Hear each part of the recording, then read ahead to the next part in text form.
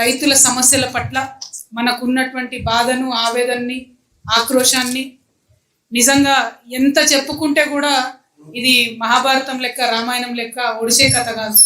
రైతుల కష్టాలన్నవి ఒక దొంతరలో లేవు. ఎట్లయితే ఉల్లిగడ్డ పొరలు పొరలుగా తీస్తూ ఉంటే వస్తుందో, రైతు సమస్యలు కూడా ఎన్ని పొరలు తీసినా ఇంకొక రకమైన ఇబ్బంది వచ్చేటటువంటి పరిస్థితే ఉన్నది. అయితే ఖచ్చితంగా ఒక విధానపరమైనటువంటి క్లారిటీ ఉండి, విధానపరమైనటువంటి చిత్తశుద్ధి ఉంటే డెఫినెట్గా ప్రభుత్వాలకు ఒక పొలిటికల్ విల్, ఒక ఉక్కు సంకల్పం ఉంటే, రాజకీయ సంకల్పం ఉంటే ఎటువంటి జటిలమైన సమస్య కూడా పరిష్కారం చేయొచ్చు. కానీ క్రాంతి అన్న కరెక్ట్గా చెప్పిండు, ప్రభుత్వాలన్నిటికీ ఏముంటుందంటే ముఖ్యంగా రైతు అనేటటువంటి వాడికి మేమేదో వాళ్ళకి ఫేవర్ చేస్తున్నాం అనే ఫీలింగ్ ఉంటుంది. మేమేదో మా దయతోని రైతుకి సబ్సిడీ ఇస్తున్నాం, మేమేదో మా దయతోని ఎకరానికి ఇంత బిచ్చం వేస్తున్నాం అనే ఫీలింగ్ ఉంటుంది. ఎకరానికి ఇంత డబ్బు ఇచ్చి ఇడిచిపెడితే సాల్వ్ అయ్యే సమస్య కాదు రైతాంగ సమస్య.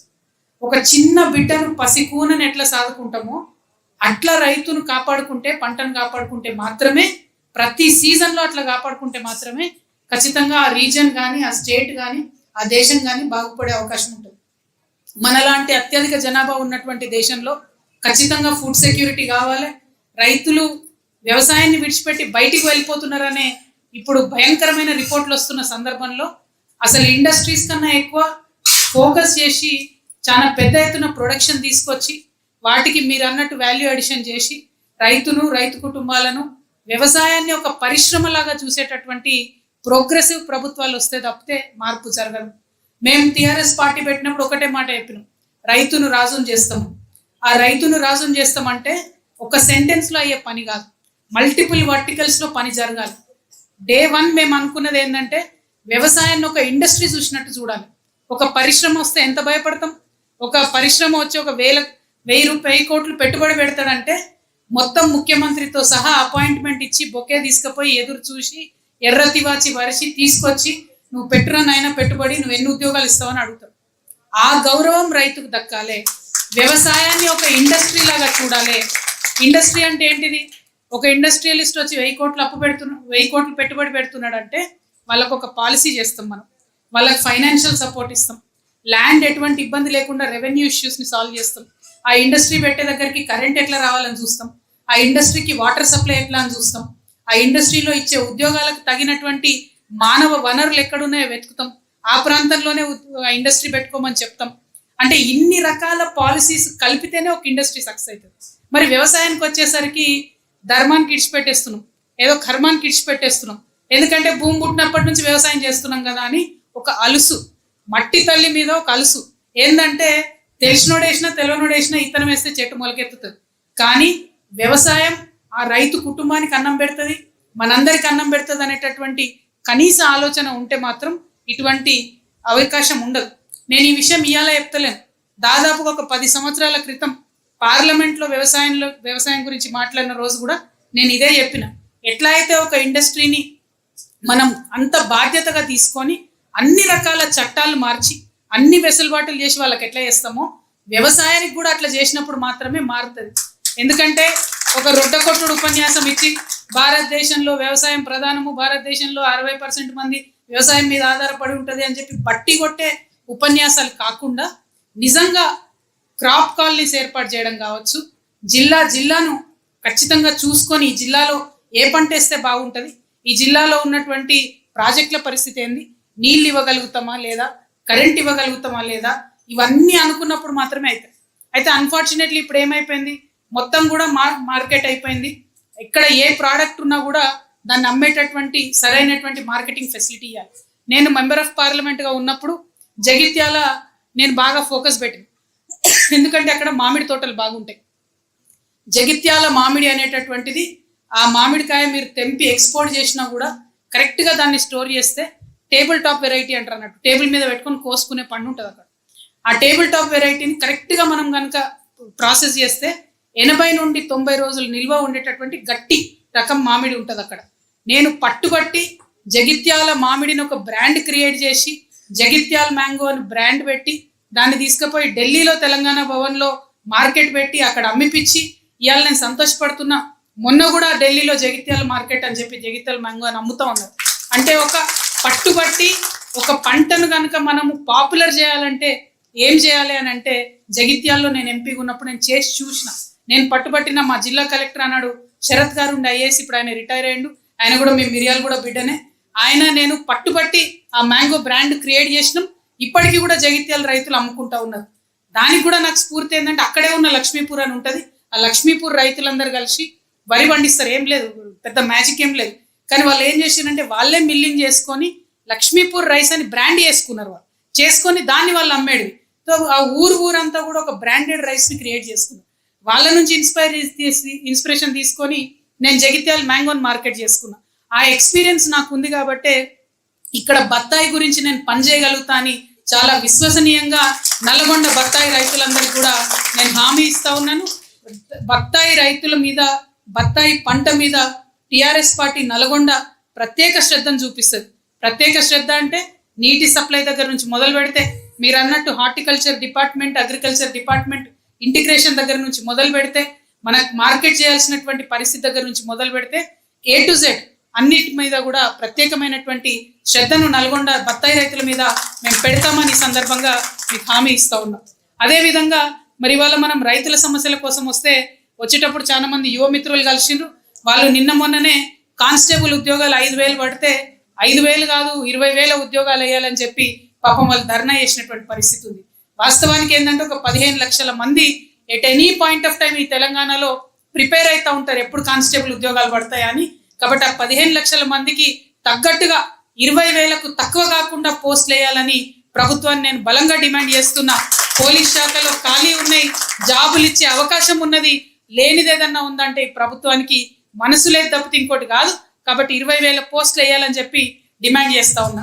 ఎట్ ద సేమ్ టైం ఎస్ఐలకు సంబంధించి వయో పరిమితిని సడలించడం జరిగింది.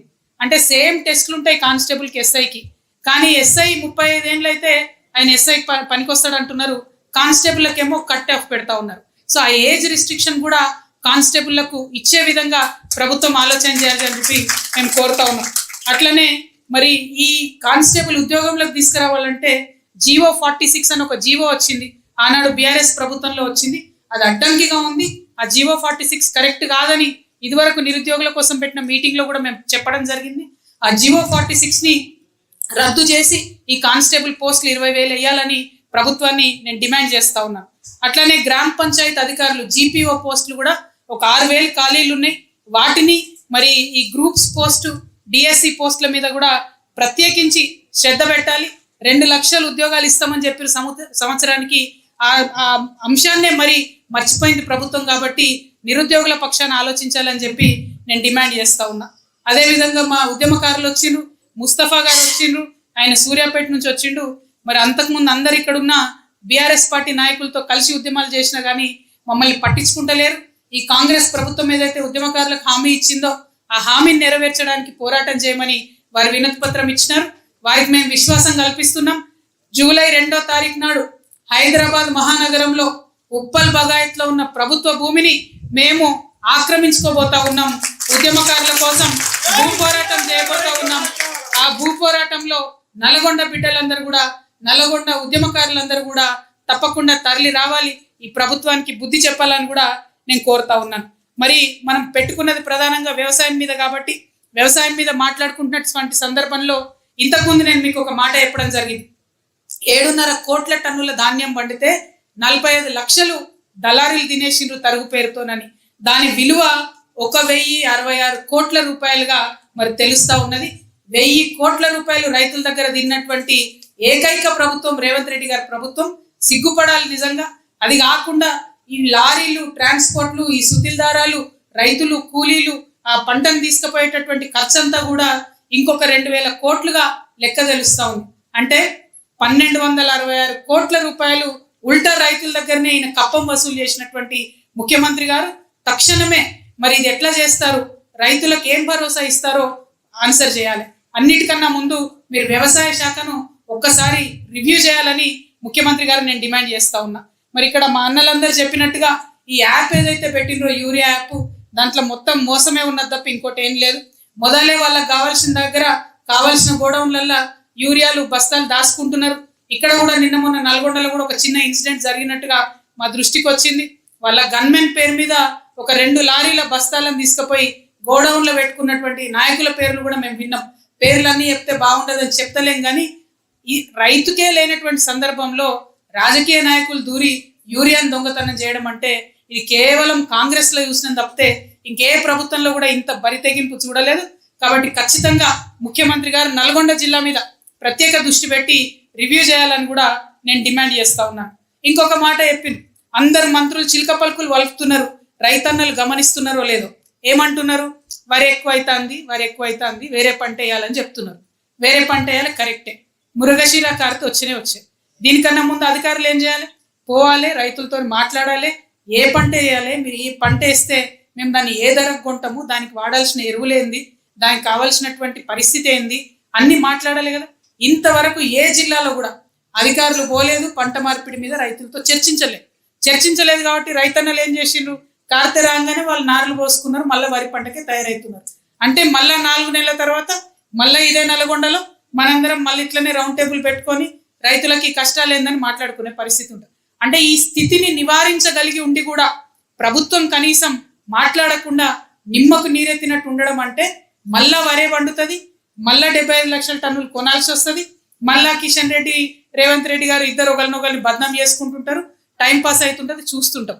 అంటే ఇది నివారించగలిగి ఉండి కూడా నివారిస్తలేరు. నిజంగా పంట మార్పిడి మీద ప్రభుత్వం సీరియస్ ఉంటే ఇప్పటికన్నా రంగంలోకి దిగాలి. వ్యవసాయ శాఖ వాళ్ళు క్షేత్రస్థాయిలోకి వెళ్ళాలి, రైతులకు హామీ ఇవ్వాలి, ఏం పంట మార్చుకోవాలనో ఆ నాలెడ్జ్ ట్రాన్స్ఫర్ అన్నది చేయాలని చెప్పి నేను డిమాండ్ చేస్తా ఉన్నాను. ప్రత్యేకించి నల్గొండలో అన్యాయం ఏంటంటే మన ఫ్లోరిసిస్ ఉన్నటువంటి ప్లేస్, బాగా ఫ్లోరైడ్ ఉన్నటువంటి ప్లేస్, కంప్లీట్గా డ్రింకింగ్ వాటర్ ప్రాజెక్టులు అన్నీ కూడా మొత్తం అడుగంటిపోయినటువంటి పరిస్థితి. ఒక పక్క డ్రింకింగ్ వాటర్ ప్రాజెక్టులకు మెయింటెనెన్స్ లేక తండాలలో కానీ గ్రామాలలో కానీ నీళ్ళు రాని పరిస్థితి. ఇంకో పక్క నాగార్జున సాగర్ కెనాల్ ఏదైతే ఉందో దాని మీద ఉన్న చిన్న లిఫ్ట్లు, మరి ఇరిగేషన్ శాఖ మంత్రి కూడా మీ జిల్లా వాస్తవ్యుడే, మరి ఆయనకు ఎందుకు దయ వస్తలేదో తెలియదు. ఆ చిన్న లిఫ్ట్లలో ఉద్యోగులు లేక, దాని మెయింటెనెన్స్ లేక అవి మూలకు పడే పరిస్థితి వచ్చినాయి. వాటి మీద దృష్టి సారించమని ఉత్తమ్ కుమార్ రెడ్డి గారిని నేను డిమాండ్ చేస్తా ఉన్నాను. మరి కౌలు రైతులు ఉన్నారు, ఇవాళ ఒక నివేదిక వచ్చింది. ఏందది? మొత్తం వ్యవసాయ రైతులలో 36 నుండి 37% కౌలు రైతులే ఉన్నారు. అంటే పట్టాదారులు ఎవరైతే ఉన్నారో, భూమి ఓనర్లు ఎవరైతే ఉన్నారో అందులో 36% మంది వ్యవసాయం చేస్తలేరు, కౌలు రైతులు మాత్రం చేస్తున్నారు. వారిని అర్జెంటుగా గుర్తించండి. ఆ ప్రక్రియ ఎందుకు ప్రారంభించరు? మీరు మాట ఇచ్చి ఉన్నారు. మరి ఆ కౌలు రైతు ఇవాళ ఎకరానికి దాదాపుగా నల్గొండలు తెలియదు కానీ మా నిజామాబాద్ దిక్కు అయితే 53 నుంచి 57 వేలు మినిమం కౌలు కట్టాల్సినటువంటి పరిస్థితి ఉంటుంది. ఇక్కడ కూడా అటో ఇటో అంతే ఉంటుందని నేను అనుకుంటున్నా. మరి అంత కౌలు కట్టి కూడా రైతు భరోసా ఎవరికైతే అన్నకు వస్తుందో, భూమి ఉన్న అన్నకో చెల్లెకో వస్తుందో వాళ్ళు కౌలు రైతుకి ఆ డబ్బులు ఇవ్వరు. అంటే స్టార్టింగ్ లో మొత్తం కౌలు రైతు కంప్లీట్ గా ఆయన్నే పెట్టుబడి పెట్టుకోవాల్సిన పరిస్థితి ఉంటుంది. మరి రైతు భరోసా ఇస్తా అన్నటువంటి వారు మీరు ముందు గుర్తించండి కౌలు రైతులు ఎవరు అని చెప్పి నేను డిమాండ్ చేస్తా ఉన్నాను. రెండవది, రైతు కూలీలను గుర్తిస్తామన్నారు, వాళ్ళ గురించి ఇంతవరకు ఒక మాట మాట్లాడలే. రైతు కూలీలకు 12,000 సంవత్సరానికి ఇస్తామన్నారు, వాళ్ళ గురించి మాట్లాడలేదు. వ్యవసాయాన్ని నరేగా స్కీమ్ ని అనుసంధానం చేస్తామన్నారు, ఇలా గ్రామాల్లో కూలీలు దొరకనటువంటి పరిస్థితి ఉంది. ఓ పక్కనేమో బీజేపీ వాళ్ళు ఆ ఉన్న రైతు మొత్తం పథకాన్ని, నరేగా పథకాన్ని ఎత్తేసే ప్రయత్నం వాళ్ళు చేస్తున్నారు. అనుసంధానం కూడా చేయకుండా కాంగ్రెస్ పార్టీ మాట ఇచ్చి తప్పించుకొని తిరుగుతుంది. అంటే 1-2 కాదు, చెప్పుకుంటూ పోతే బోలెడన్ని బాధలు ఉన్నాయి, బోలెడన్ని కష్టాలు ఉన్నాయి. ఇవాళ నల్గొండ రైతన్నలందరికీ మాత్రం నేను ఇవ్వాలనుకుంటున్న భరోసా ఒకటే, ఖచ్చితంగా మన ఈ రాష్ట్రంలో, ఈ నల్గొండలో ఆనాడు ఈ బాధలు పడలేకనే మా భూమి మాకు కావాలని చెప్పి బందూకులెట్టినటువంటి రైతన్నలు ఉన్న నేల ఈ నేల. మీరు ఎట్టి పరిస్థితుల్లో కూడా నిరుత్సాహపడకూడదు. ఏ గ్రామానికి ఆ గ్రామం రైతులు మనం ఒక సంఘంగా ఏర్పడాలి. రైతుకు రాజకీయంతో పని లేదు, పార్టీ ఏదైనా కావచ్చు కాక, ఏ పార్టీలను ఉండొచ్చు కాక, ఊరికి రైతులందరం కూడా ఒక్కటవ్వాల్సిందే, ప్రభుత్వం మీద యుద్ధం ప్రకటించాల్సిందే, మనకు కావాల్సినటువంటి హక్కులు సాధించుకోవాల్సిందే. ఇందాక తమ్ముడు విక్రాంత్ రెడ్డి మాట్లాడుకుంటూ చెప్తున్నాడు, మా ముంగటికెళ్ళి కాలువ పోతుంది, మా పొలాలకు నీళ్ళు రావట్లేదు అని చెప్పి. అటువంటి అన్యాయం చేస్తే సహించొద్దు.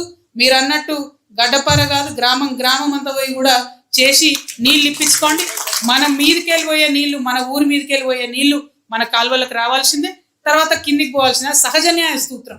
ఖమ్మం రైతులకు నీళ్ళు రావాల్సిందే, నల్గొండ రైతులకు కూడా నీళ్ళు రావాల్సిందే. కాబట్టి ఆ దిశగా షార్ప్నెస్ తోని ఉండి ఎక్కడికక్కడ రైతు సమస్యలను అడ్రస్ చేయవలసిందిగా నేను మీ అందరినీ కూడా ముఖ్యంగా టిఆర్ఎస్ పార్టీ నాయకుల్ని అందరినీ రిక్వెస్ట్ చేస్తున్నా.